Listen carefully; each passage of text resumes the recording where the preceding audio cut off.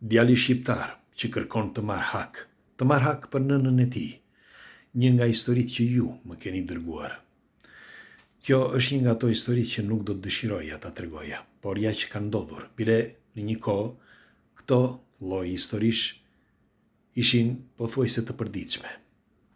Kush është rastisht le t'i bëj like faqes që jemi sërish dhe ju falenderoj që jemi për bashkë.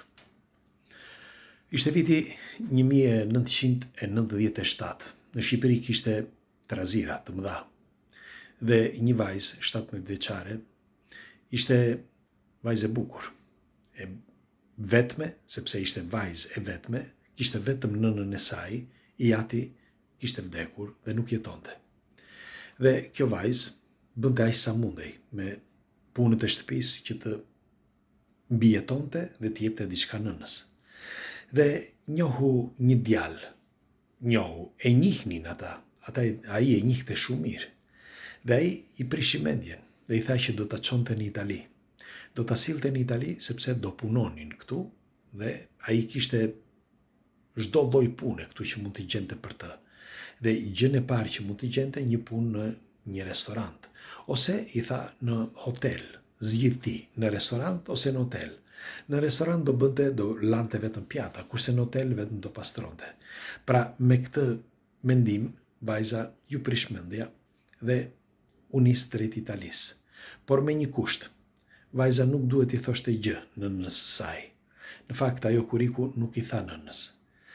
Merreni me mend, një vajzë vetme, një nën vetëm me vajzën e saj, ajo e kërkoi për ditë të tëra. Por jo vetëm ditë, e kërkoi për javë të tëra, pastaj kaloi kohë dhe kërkoi muaj të tëra. Por vajzën nuk e gjeti. Vajza kishte përfunduar këtu, në Itali. Dhe ata që e kishin marrë, ishin 3. Ata që e kishin marrë e përdornin vajzën për të punuar në rrugë. Në fakt që ditën e parë që e sollën në Itali, e kanë rrahur keq, sa që ajo nuk ngrihej dot më nga shtrati.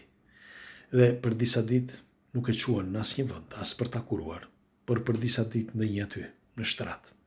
Dhe pastaj, kur u bë pak më mirë, e çonin njëri pas tjetrit, kishin dhe vajza të tjera, po kjo ishte një nga ato, e çonin që ajo të punonte në rrugë dhe e kontrollonin gjatë gjithë kohës, sepse nëse do thoshte gjë, përveç se atë e kishin kërcënuar me vdekje, por i kishin thënë që edhe nënën tënde do ta vrasim, sepse e kemi në dorë.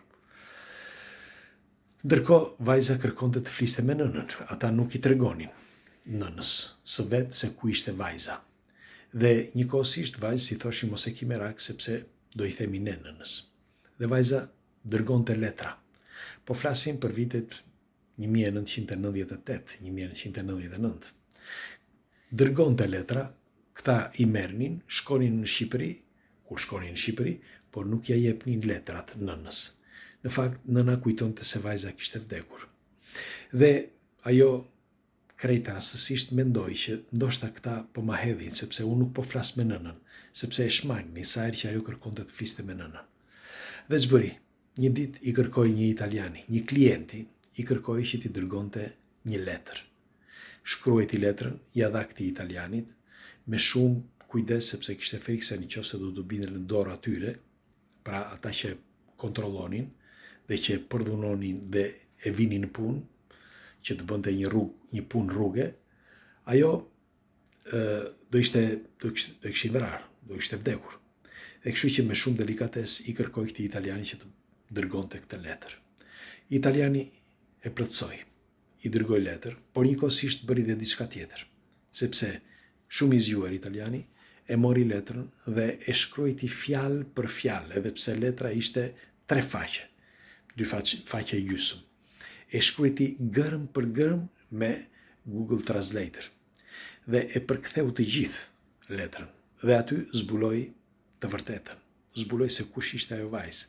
Ai ishte klient, por i erdhi keq për vajzën. Dhe çfarë bëri? Përveç se dërgoi letrën në Shqipëri tek nëna e saj, sepse kishte lënë adresën aty ku duhet ta dërgonte, ai lajmëroi policinë dhe filloi kërkimi për këtë vajzë, pra filluan që të bëhesh hetimi. Dhe pasi filloi hetimi për një kohë të gjatë, Ndërkohë, vajza u dashurua me këtë klienti, sepse her pas here takohesh me të. Dhe në fund fare, u kërkoi policisë, sepse policia i kërkoi vajzës që të mund të kooperonte në mënyrë që të kapnin, përveç se ti kapnin këta, po dhe të denonconte këta njerëz që e kishin mbajtur për ta punuar për vite, sepse nuk bëhet fjalë për një ditë, por për vite. Por përpara se ajo të bënte denoncimin, në vitin 2000 kishte lindur djali i saj. Një djalë që ajo nuk e dinte dhe ende sot nuk e di i kujt është, sepse e përdhunuan këtë vajzë shqiptare, vetë shqiptarët, me radhë, të tre, njëri pas tjetrit. Ajo mbeti shtatzan, ata donin që ajo të bënte abort. Dhe me shumë punë dhe mund, me shumë delikates, në fund fare, edhe pse e rahën, e bën, po thuaj, për të vdekur, ajo në fund fare tha ose më lini që të lind ky fëmijë, ose unë do vdes. Dhe ata e lanë. E lanë dhe lindi. Por problemi ishte që nuk dinte i kujt ishte ky fëmijë, sepse që të tre kishin përdhunuar. Tani, ç'është e vërteta, fëmia mund të jetë edhe i të treve. Ne nuk e dim. Megjithatë, kaloi kohë. Dhe siç ju thash, ajo në një moment kërkoi që ky italiani ta merrte, me fjalë ta shkëpuste nga aty. Dhe hetimet, siç ju thash, kishin vazhduar për një kohë të gjatë dhe kërkoni që ajo të denonconte. Si përfundim i denoncoi. Por pas njëri bëri 6 muaj, njëri bëri një vit e gjysmë, dhe tjetri siç ma thonë, siç e kanë shkruar, dhe vetëm njëri bëri 2 vjet. Burg, të paktën kështu thuhet që aq sa i kishin dhënë, por në të vërtetë me fjalë gjyqi i dha kaq, por në të vërtetë bën shumë më pak dhe dolën. Dhe e kërkuan gjithandej.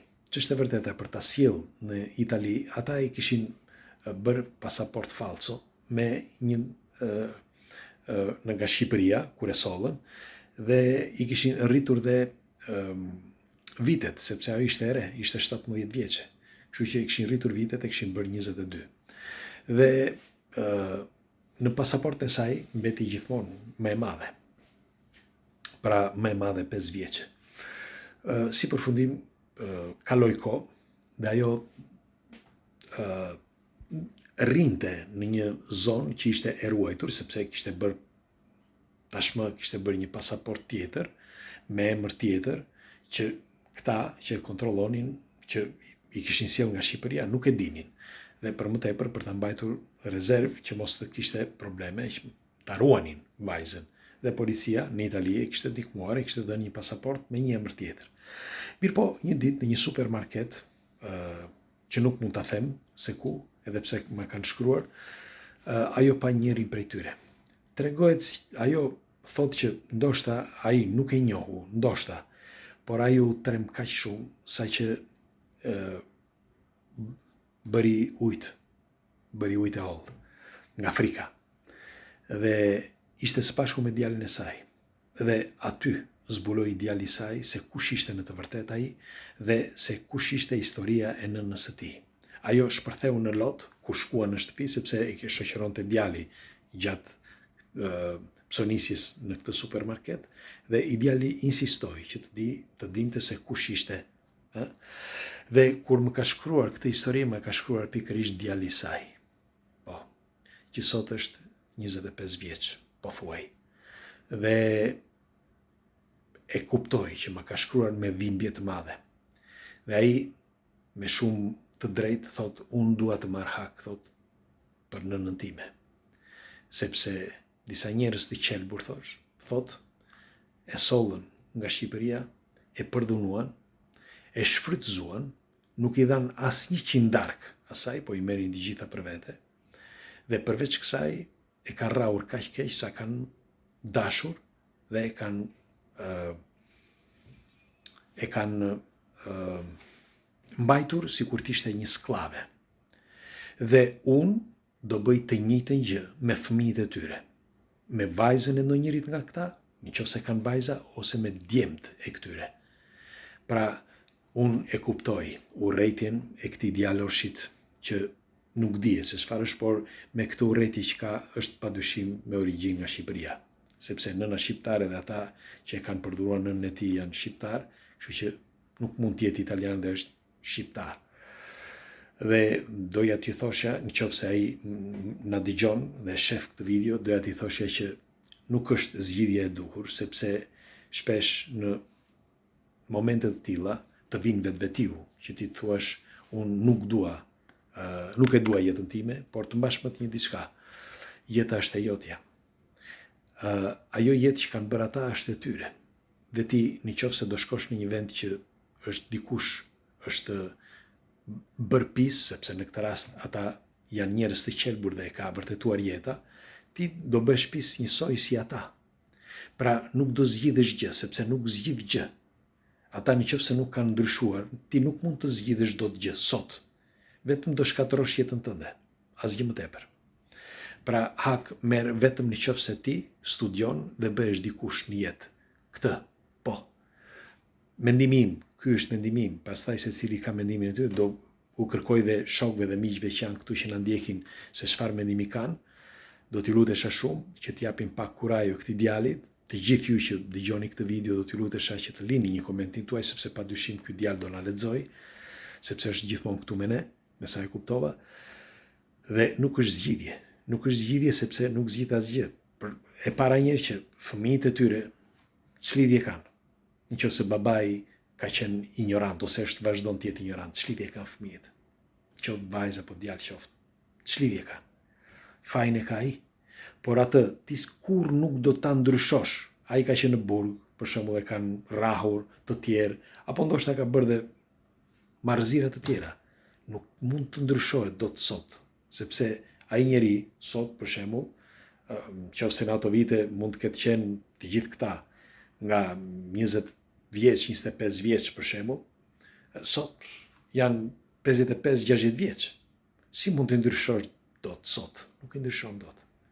Kështu që ky është mendimi im. Megjithatë e kuptoj urrejtjen tënde dhe nuk kam fjalë për këtë. Megjithatë do t'ja ulëm shokëve tanë që ta diskutojmë së bashku se çfarë mendimi kanë edhe ata. Kështu që unë ja u tregova këtë histori edhe pse me dhimbje ja u tregova. Kalofshi një natë të këndshme.